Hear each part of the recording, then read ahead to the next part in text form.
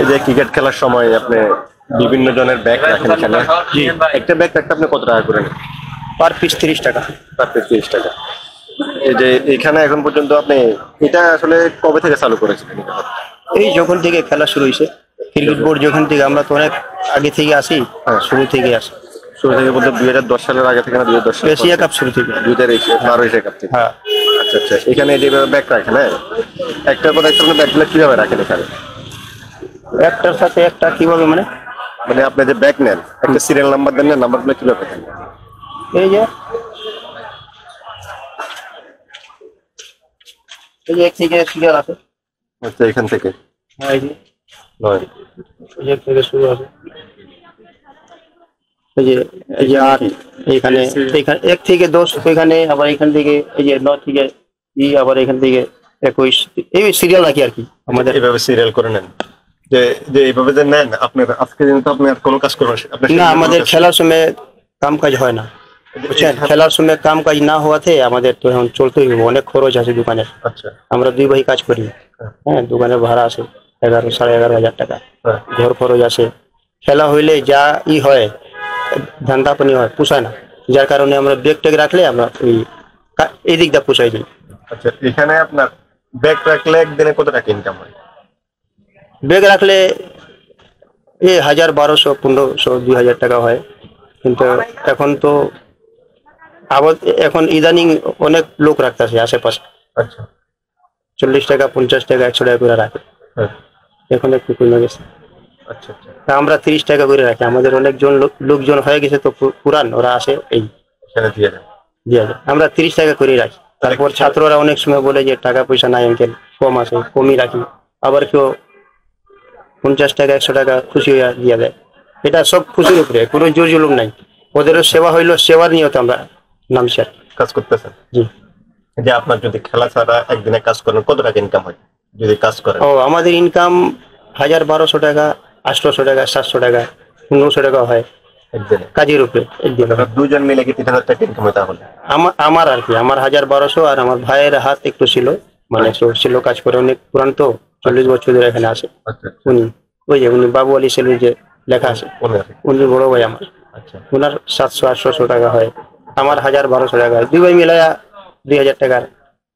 তার মানে খেলা থাকলেও মানে যে ব্যাগ রাখাতে আপনাদের কাজের কোনো সমস্যা হয় না? আমাদের বান্দা কাস্টমারদেরকে বলা আছে, ভাইয়া আমাদের তো সাপ্তাহিক কোনো ছুটি নাই, কিন্তু খেলাধুলা যখন হয় তখন আমাদের একটা সুযোগ দিবেন ইনকাম করার। এটা হলো আমাদের ইনকাম, আলাদা ইনকাম। কারণ শীতের মধ্যে যে এখন কাম নাই, তারপরেও আমরা আজকে 1500-1700 টাকা ইনকাম করছি। ম্যাচ চলতেছে, হ্যাঁ। আজকে এখন পর্যন্ত আপনার কতটি ব্যাগ জমা রেখেছেন এই জায়গায়?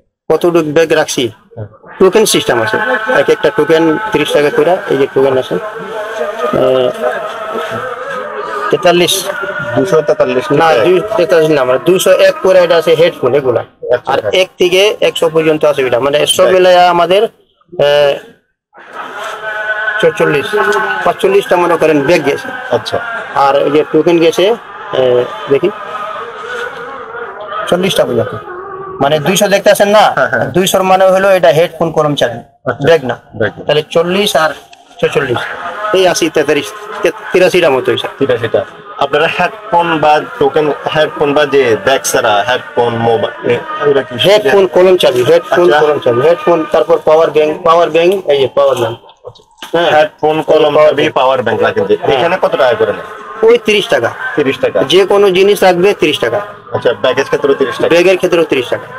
আর কেউ যদি ক্যামেরা নিয়ে আসে বা ল্যাপটপ নিয়ে আসে তো আলাদাভাবে একটু সেফটি ভাবে রাখতে হয়, 50 টাকা চাই আর কি। 100 টাকাও চাই, 50 টাকাও চাই, দিয়া দেয় খুশি হয়ে। আচ্ছা, জোর নাই, আমরা 50 টাকা আবদার করলে দেয়।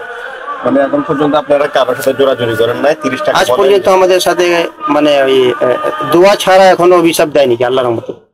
রাখার সময় দোয়া দেয়, আর যাওয়ার পরও বাসায় গিয়ে আনন্দ পায়, কারণ আমরা তো জুলুম করি না। যে আপনারা নরমালি দোকান কয়টা বাজে অফ করেন? সন্ধ্যায়, রাতে? আমরা যখন কাজ চলে তখন আমরা সকাল 10টা-11টার দিকে আসি, এই 10টা-11টা অবধি থাকি, 12 ঘন্টা। আর এমনি খেলাধুলা হইলে সকাল 9টা থেকে রাত 11টা অবধি। খেলা হইলে কি আপনাদের দোকানটা একটু লং টাইম খোলা রাখতে হয়? হ্যাঁ রে বাপ, খেলার সময় অনেক দায়িত্ব, না চলা যায় না। খেলা যখন শুরু হয়, যখন নাকি ব্যাগ রাখা একটা শুরু হয়, তখন ওই ব্যাগ মানে বাদ দিয়া কোনো দিকে লড়া যায় না, শেষ ব্যাগ দেওয়া পর্যন্ত। এখন পর্যন্ত অনেকে ব্যাক রেখেছে, 2012 সালে এশিয়া কাপ থেকে বলতেছেন অলমোস্ট প্রায় 13 বছর।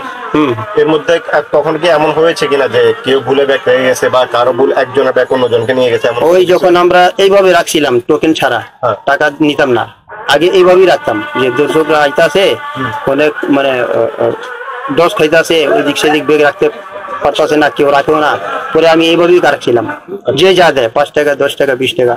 তখন টোকেন ছাড়া যখন আমরা রাখি তখন হারাইছে 4টা 5টা ব্যাগ, তো ওই সময় আমরা জরিমানা দিয়েছিলাম। তখন আমার কাস্টমাররা বললো যে ভাইয়া এইভাবে না রেখা টোকেন সিস্টেম রাখা। তখন টোকেন সিস্টেম রাখার পরে এই পর্যন্ত কোন দুর্ঘটনা হয়। আচ্ছা আচ্ছা, এমন কখনো কাহিনী হয়েছে কিনা যে একজনের ব্যাগ রেখে চলে গেছে, ভুলে পরের দিন এসে নিয়ে? হ্যাঁ, একজন ব্যাগ রেখা গেছে 1 সপ্তাহ পরে আসছে, 10 দিন পরে আসছে, 3 দিন পরে আসছে।